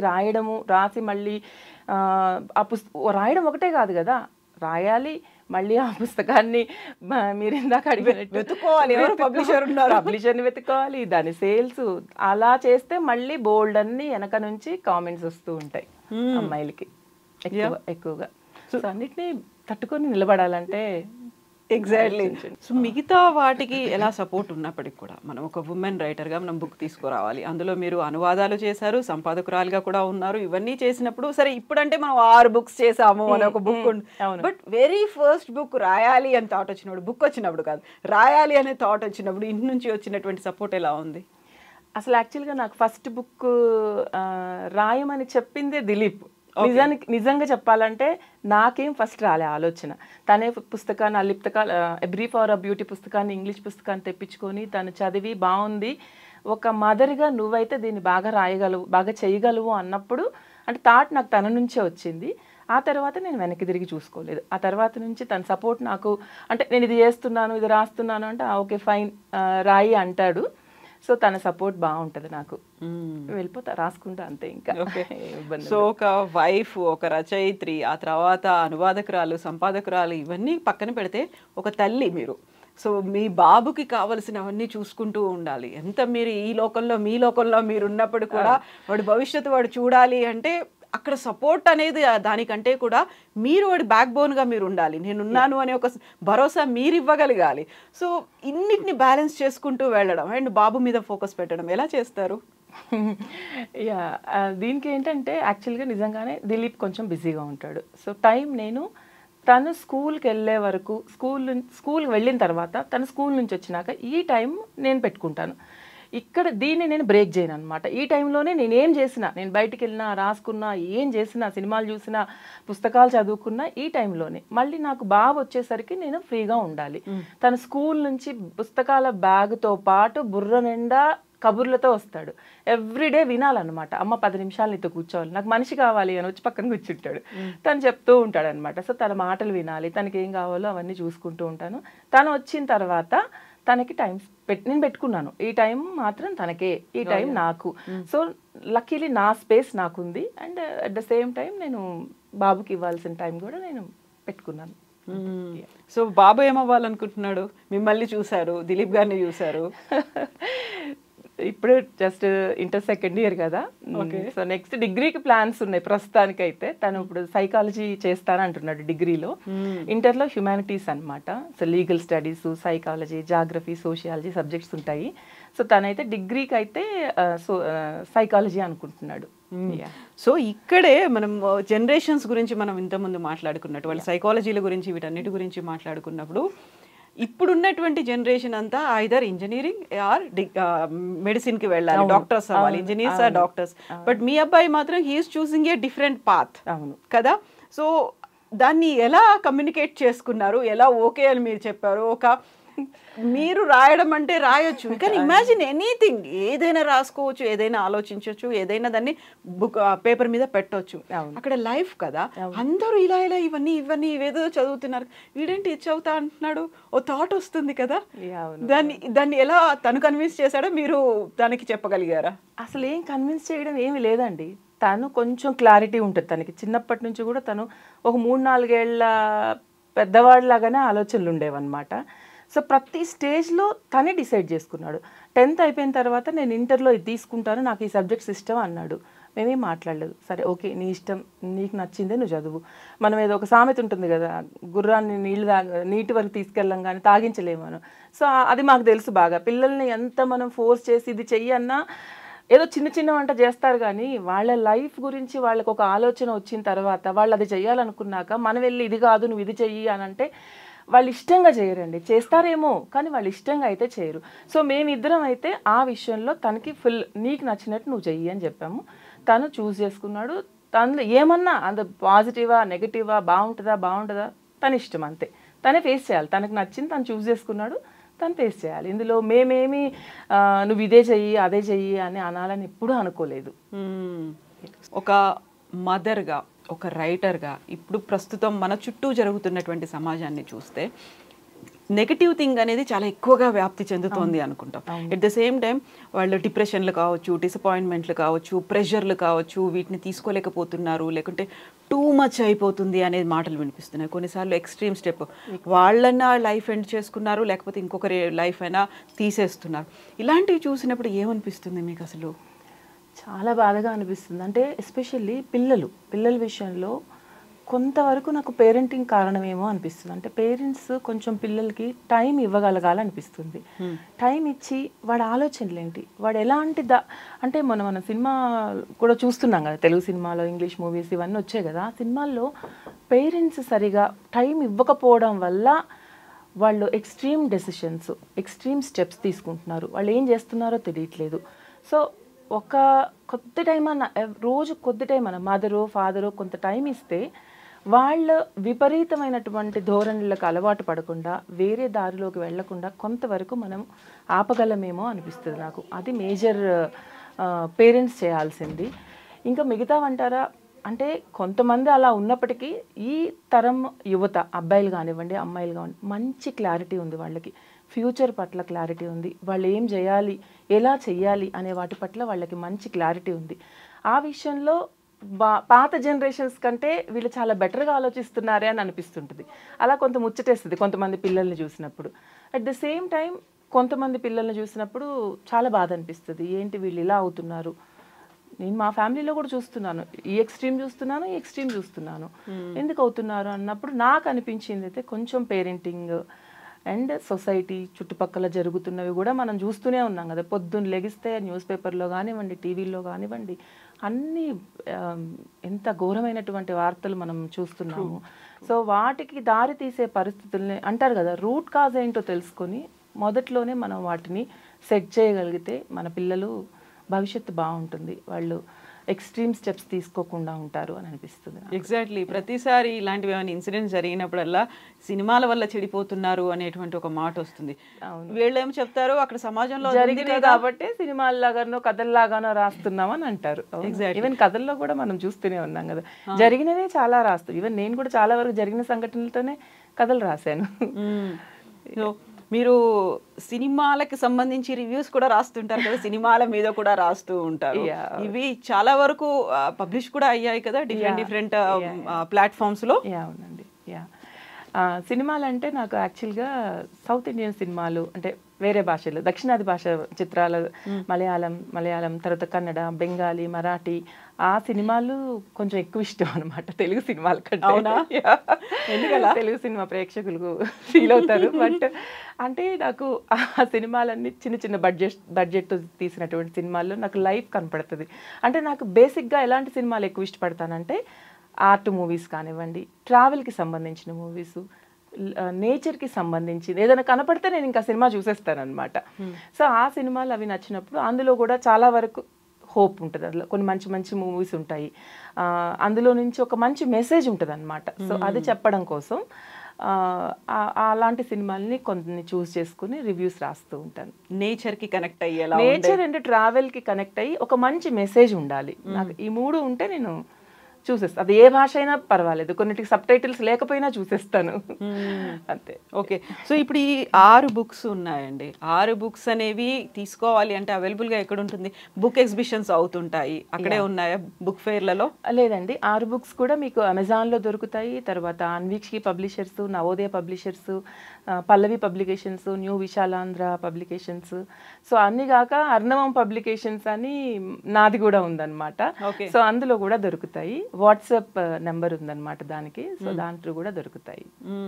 సో ఇప్పుడు అన్ని మీరు చెప్పిన ఈ పబ్లికేషన్స్ అన్నిట్లలోనూ ఈ 6 బుక్స్ ఉన్నాయండి, ఉన్నాయి. ఓ, అంటే నేను ఏమనుకున్నానంటే ఏదైతే పబ్లికేషన్ ప్రింట్ అయ్యి బయటకు వస్తుందో అక్కడ మాత్రమే ఆ బుక్ ఉంటుందేమో. లేదు, అలా ఏం లేదు. వేరే పబ్లికేషన్ వాళ్ళ దగ్గర కూడా మన పుస్తకాలు తీసుకుంటారు, వాళ్ళు కూడా సేల్ చేస్తారు అనమాట. సో యూజువల్గా ఉమెన్ రైటర్స్ రాసినటువంటి బుక్స్ పబ్లిష్ చేయడానికి కూడా కొంచెం హెసిటేట్ చేస్తారు అనేటువంటి ఒక మాట ఉంటుంది కదా, అందువల్లేనా మీరు కూడా మీ ఓన్ పబ్లికేషన్స్ స్టార్ట్ చేసి? అలా ఏం లేదులేండి, ఇక్కడ నాకు తెలిసి ఇందులో వివక్ష నేను ఫేస్ చేయలేదు. నాకు తెలిసి కూడా పబ్లిషింగ్ విషయంలో పెద్ద అలాంటి వివక్ష ఏమీ లేదు. నేను నా పబ్లికేషన్స్ పెట్టుకోవడానికి కారణం, ఫస్ట్ అంటే నాకు అప్పుడు ఏం తెలియదు కదా, ఫస్ట్ బుక్ నాది, నాకు ఎవరిని అప్రోచ్ అవ్వాలి ఏమీ తెలియదు అనమాట. అప్పుడు పెట్టిందే అర్ణవం పబ్లికేషన్స్. సో మధ్యలో మళ్ళీ నేను ఆ 4 పుస్తకాలు వేరే పబ్లిషర్స్కి ఇచ్చాను. ఇంతియానం 2 అనేది మళ్ళీ నేనే నా సంస్థ నా పబ్లికేషన్స్ నుంచే నేను తీసుకోవాలని జస్ట్ నాకు వచ్చిన ఆలోచన, అంత అంతకుమించి వేరే రీజన్స్ ఏమీ లేవు. సో అర్ణవం పబ్లికేషన్స్ నుంచి వేసాం, అది అంతే. సో ఇప్పుడు మరి నెక్స్ట్ బుక్ ఎప్పుడు రిలీజ్ చేస్తున్నారు మీరు? ఎంత టైం పడుతుంది? నెక్స్ట్ బుక్ అంటే అది ఎన్బిటికి చేస్తున్నానని చెప్పాను కదా, కొంచెం టైం పడుతుందండి, 3 months పడుతుంది. యా, ట్రాన్స్లేషన్ అది కూడా. ఓ, అన్నీ మన భాష, మన వ్యవహారాలు, మన జీవన శైలి, మన ప్రయాణాలు వీటి చుట్టే ఉంటాయా? అంతే. అంటే నాకు ఇష్టమైన సబ్జెక్ట్స్ ప్రయాణం, జీవితం, అది స్త్రీలకు సంబంధించిందైనా పిల్లలకి సంబంధించిందైనా, వాస్తవంగా నేను చూస్తున్న జీవితం చుట్టూ కథలు రాసినా కూడా నేను అలాగే రాస్తాను. కంప్లీట్గా ఊహాజనితమైనవి నాకు రాదు రాయడం నిజంగా. జరుగుతున్నవి, జరిగినవి, నేను చూస్తున్నవి, నేను విన్నవి, అవి కథల రూపంలో రాస్తూ ఉంటాను. సో కేవలం బుక్స్ కోసమేనా? ఆ తర్వాత ఏమన్నా ఓటీటీలు ఈ మధ్యన కాలంలో వస్తున్నాయి, సీరియల్స్ కనిపిస్తున్నాయి, వెబ్ సిరీస్లు కనిపిస్తున్నాయి, సినిమాలు కనిపిస్తున్నాయి, వీటికి లేదా అసలు? ఏమనుకోలేదు. ఓకే. సో ఇప్పుడు దాకా మీరు రాసినటువంటి ఈ బుక్స్లో అంటే సంకలనాలు ఉన్నాయి కదా, నల్ల బంగారంలో సంకలనం ఉంది, ఆ తర్వాత ఇంతియానం 1, ఇంతియానం 2.0, వీటిలలో ఏదైనా బాగా నచ్చింది, మేము దీన్ని ఏదైనా ఇలా ప్రొడ్యూస్ చేస్తామనో అలా ఏమన్నా వచ్చాయా? ఏం రాలేదండి, ప్రస్తుతానికి ఏం రాలేదు. బట్ చాలా మంది మాత్రం ఎదురు చూస్తున్నారు నెక్స్ట్ బుక్ మీద ఏముంటుంది అనేది. సో ఇంతియానం 3కి ఎప్పటి నుంచి మేము వెయిట్ చేయొచ్చు? మళ్ళీ ఎప్పుడు, లైక్ అందులో ఎంతమంది ఉంటారు, ఎవరెవరు అందులో ఇంక్లూడ్ చేస్తున్నారు? నెక్స్ట్ ఇయర్ అని అనుకుంటున్నాను, కానీ ఈసారి ఏమనుకున్నానంటే, అంటే జస్ట్ ఐడియా, సోలో ట్రిప్స్ తీసుకుందాం అనుకుంటున్నాను. అమ్మాయిలు చేసిన సోలో ట్రిప్స్ అంతే, అంటే ఫ్యామిలీ కాదు, ఆఫీసు కాదు, ఈ రెండిట్లో చాలా వచ్చేసాయి కదా. సో అందుకని అంటే కొంత యంగ్ పిల్లలు బాగా చేస్తున్నారు కదా, పెద్దవాళ్ళు కూడా ఉన్నారు ఇందులో, యంగ్ అని ఏం కాదులేండి. సోలో ట్రిప్స్ చేసిన వాళ్ళల్లో 60+ వాళ్ళు కూడా చాలా మంది సోలో ట్రిప్స్ చేసిన వాళ్ళు ఉన్నారు. సో మొత్తం సోలో ట్రిప్స్ అనే థీమ్ అనుకుంటున్నాను next. Oh yeah so thank you so much. యాక్చువల్గా ఈ సోలో ట్రిప్స్ 60+ అనగానే అప్పటిదాకా లైక్ ఒక చట్రంలో ఉన్న వాళ్ళు ఉంటారు, వాళ్ళకి ఒంటరిగా వెళ్ళడానికి ఒక స్కోప్ ఉండదు. మనకి ముందు నుంచి ఉన్న ఫీల్ తండ్రి అడుగుజాడలు, ఆ తర్వాత భర్త, ఆ తర్వాత కొడుకు, ఇలాంటి వాళ్ళు ఎవరో ఒక మొగతోడు అనేది ఉండాలి అనేటువంటి ఫీల్ లేదు. వాటి నుంచి బయటపడి 60 ఏళ్ళు వచ్చిన తర్వాత కూడా ఒంటరిగా వెళ్ళిపోయి వాళ్ళు ఎంజాయ్ చేసి రావడానికి కాదు, అది ఏదో మిస్ అయింది దాన్ని మేము చూడాలి అని ఒక దాంతో వెళ్తూ ఉంటారు. వాళ్ళ కోసం కూడా మీరు ఒక బుక్ ని తీసుకురావడం అంటే ఆ థాట్ ఈస్ వెరీ నైస్ అండి. చాలా వరకు ఈ మధ్య మీరు కూడా చూస్తే కరోనా తర్వాత ట్రావెల్ పెరిగింది, అన్ని సౌకర్యాలు పెరిగినాయి, అఫోర్డబిలిటీ పెరిగింది. సో అందువల్ల చాలామంది స్త్రీలు కానివ్వండి పురుషులు ఎవరైనా సరే ట్రావెల్ బాగా చేస్తున్నారనమాట. సో అందులో ఈ ఆడవాళ్ళ కోసం ట్రావెల్ మోడ్స్ ఆఫ్ ట్రావెల్ కూడా చాలా పెరిగింది. ఇప్పుడు నేనే ఒక 3-4 ట్రిప్స్ విమెన్ ట్రావెలర్స్తో కలిసి వెళ్ళాను అనమాట. వాళ్ళకి స్పెషల్ ప్యాకేజ్లు, వాళ్ళకి స్పెషల్ బస్సులు అన్నీ వాళ్ళ కోసం చేయడానికి చాలా సంస్థలు ఉన్నాయన్నమాట. సో అది ఈజీ అయిపోయింది ఆడవాళ్ళకి. ఒక్కళ్ళే మేము వెళ్ళినప్పుడు మేమేమైనా ఫ్రెండ్స్తో వెళ్తాం కానీ 60+ వాళ్ళు తెలుసా సింగిల్గా వస్తారు. వాళ్ళు ఒకసారి కూడా కాదు, నేనే అనుకుంటాను, నేనే 3వ సారో 4వ సారో, ఒక ఆవిడ 10 సార్లు, ఒక ఆవిడ 15 సార్లు. అంటే వాళ్ళు చేస్తూనే ఉన్నారు, ట్రావెల్ చేస్తూనే ఉన్నారు. 60, 65, 70 ఇయర్స్ వాళ్ళు కూడా నేను చూసాను అనమాట. వాళ్ళు చాలా యాక్టివ్గా, చాలా ఎనర్జెటిక్గా, చాలా ఇన్స్పైరింగ్గా అనిపిస్తారు అనమాట వాళ్ళని చూసినప్పుడు. సో ఇప్పుడు మీరు చెప్పినటువంటి ఈ మాట కూడా చాలా మందికి ఇన్స్పైరింగ్ గా ఉంటుంది. ఈ ఏజ్ లో ఎందుకులే వెళ్ళడం, ఇప్పటిదాకా లేదు, ఇప్పుడు అలా అస్సలు అనుకోవట్లేదు, ఏజ్ లో అనుకోవట్లేదు. ఇంకొకటి మీకు ఇంకో విషయం చెప్దాం అనుకున్నాను. ఇంతియానం పార్ట్ 1, పార్ట్ 2 చదివినాక చాలా మంది అసలు రాయని వాళ్ళు రాశారు ఇందులో. ఒకసారి కూడా రాయని వాళ్ళు రాశారు. అసలు ట్రావెల్ చెయ్యని వాళ్ళు, ఒక అమ్మాయి నా దగ్గరికి వచ్చి ఆ సభలోనే అయిపోయినాక, నేను ఇప్పటిదాకా ట్రావెల్ చేయలేదు, నేను అర్జెంటుగా ఒకటి ట్రావెల్ చేసి నేను రాసి మీకు ఇస్తా, నెక్స్ట్ పార్ట్ ఎప్పుడు తెస్తున్నారు అని అడిగింది. సో నాకు ఎంత హ్యాపీ అనిపించింది అంటే ఇంకా చాలా ఈ బుక్ కి వచ్చేసింది అనుకున్నాను. సో దీనికి కారణం నేను ఒక్కదాన్నే కాదు, స్వర్ణ కిలారి ఒకతే కాదు, 99 మంది రచయితలు ప్లస్ స్వర్ణ కిలారి, 100 మంది కలిస్తేనే ఆ 2 పుస్తకాలు. అండ్ ఫ్యూచర్లో ఒక ట్రావెలాగ్ చూసి, ఒక పుస్తకం చూసి నేను కూడా వెళ్ళాలి, నేను కూడా చెయ్యాలి, నేను కూడా రాయాలి అని అనుకోవడం ఏదైతే ఉందో దానికోసమే ఈ ప్రయత్నం చేశాను. అది నెరవేరింది కాబట్టి ఐఎమ్ వెరీ హ్యాపీ. ఎగ్జాక్ట్లీ. అంటే వాళ్ళు ఒరిజినల్గా రైటర్స్ అయి ఉండాలి అని లేదు, ఇదే ప్రొసీజర్ ఫాలో అవ్వాలి అని కూడా లేదు. వాళ్ళ జర్నీ, వాళ్ళు ఇప్పటిదాకా చెయ్యంది ఏదో వెరీ ఫస్ట్ టైం చేస్తున్నారు, దాన్ని నలుగురికి చెప్పాలనుకుంటున్నారు, అదే ప్రయత్నం. అంతే అంతే. ఎందుకంటే మీరు ఇందాక మనం మాట్లాడుకున్నట్టు అసలు స్త్రీ ఇంట్లో నుంచి బయటికి వెళ్ళడానికి ఒక పెద్ద ప్లాన్ చేసుకోవాలి, చాలా ముందు నుంచి ఆలోచించుకోవాలి.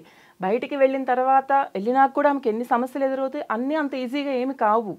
బయటికి వెళ్ళినాక రకరకాల సమస్యలు. అందులో కుసుమకుమారి మేడం ఒకటి రాశారు, నేను ప్రతి సభలో చెప్తూ ఉంటాను, అది ఆడవాళ్ళకి టాయిలెట్ ఇష్యూ. ఒకసారి వెళ్ళినప్పుడు ఆవిడ ఎంత ఇబ్బంది పడ్డారు ఆడవాళ్ళందరూ. మగవాళ్ళేమో శుభ్రంగా బయటికి వెళ్ళిపోయి ఎక్కడ పడితే అక్కడ టాయిలెట్కి వెళ్ళిపోతున్నారు. ఆడవాళ్ళందరికీ ఏం చేయాలో తెలియలేదు, ట్రాఫిక్ జాము, రోడ్ అంతా ఆగిపోయింది. అప్పుడు వాళ్ళందరూ చున్నీలన్నీ అడ్డంగా పట్టుకొని వాళ్ళు ఆ కార్యక్రమం ముగించారనమాట. సో అది అంటే అక్కడి నుంచి మొదలుపెట్టి, సరే ఇప్పుడు ఫెసిలిటీస్ చాలా మెరుగ్గా ఉన్నాయి అనుకోండి, అలా మొదలుపెట్టి బయటికి వెళ్ళిన తర్వాత ఇంకెన్ని ఇష్యూస్ ఉంటాయి. 12 దాటిన తర్వాత మగవాళ్ళలాగా మనం వెళ్ళి కెఫేలో కూర్చొని టీ తాగగలమా, ఇష్టం వచ్చినట్టు బట్టలు వేసుకొని మనం తిరగగలమా? సో ఇవన్నీ ఛాలెంజెసే కదా అమ్మాయిలకి. సో కాకపోతే కొంచెం బెటర్ అవుతున్నాయి అని అనిపిస్తుంది, అవ్వాలని, ఇంకా బెటర్ అవ్వాలని కోరుకుంటున్నాను నేను. ఎస్ అండి, థ్యాంక్ యూ సో మచ్ స్వర్ణ గారు. నేను వెరీ స్టార్టింగ్లో చెప్పాను, ఒక ప్రయోగం, ఒక ప్రయత్నం, ఒక ఆలోచన అనేది, దీన్ని ఇలాగే కంటిన్యూ చేసుకుంటూ వెళ్ళండి, ముందుకెళ్ళండి. మీ నుంచి we are expecting more books from you and చాలా మందిని ఇలాగే కలుపుకుంటూ ముందుకెళ్ళండి మీరు. థ్యాంక్ యూ సో మచ్ అండి. Thank you so much. Thank you so much and best wishes to you. Thank you అండి. Thank you.